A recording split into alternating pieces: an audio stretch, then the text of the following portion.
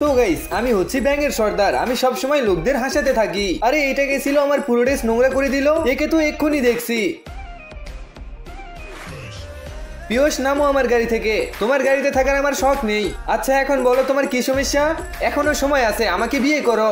Excuse me ma'am, যখন গাড়ি চালাতে পারেন না তখন চালান কেন? এই যে এ হচ্ছে আমার বয়ফ্রেন্ড আর আমরা খুব শীঘ্রই বিয়ে করব, তাই তুমি আমাকে ভুলে যাও। আরে আমি তো ওকে চিনি না।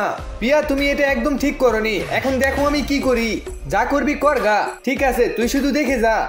আরে দাঁড়াও, তুমি দেখতে পাও না আমার ড্রেস নোংরা করে দিছো? বাপরে, বলছে তো এমন ভাবে যেন জমিদারি পোশাক পরেছে। আমার সঙ্গে চলো, এরপর দেখছি তোমায়। আরে 20 মিনিট হয়ে গেল, ও ড্রেস চেঞ্জ করে এখনো আসছে না। আরে এ কি ব্যাপার পিয়া, একাই এসেছিস? পিয়া তোর বয়ফ্রেন্ডকে দেখছি না, কোথাও আবার ডাস্টবিনের ময়লা পরিষ্কার করতে যায়নি তো? সবসময় আমাকে একা দেখে দেখে মজা নেওয়া। সরি পিয়া, এটাতে আমরা কি বলতে পারি? আরে এটা তো রাজু। পিয়া তুমি অনেক সুন্দর লাগছো। কি ব্যাপার, এসেই আমার সুপারিশ করছো? ওটা তো আমার অভ্যাস। Hello guys.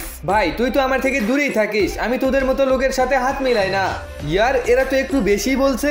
আমি ভালোভাবে জানি তুই একটা ব্যাঙের ড্রেস পরে সবসময় রাস্তাতে নাচ গান করিস।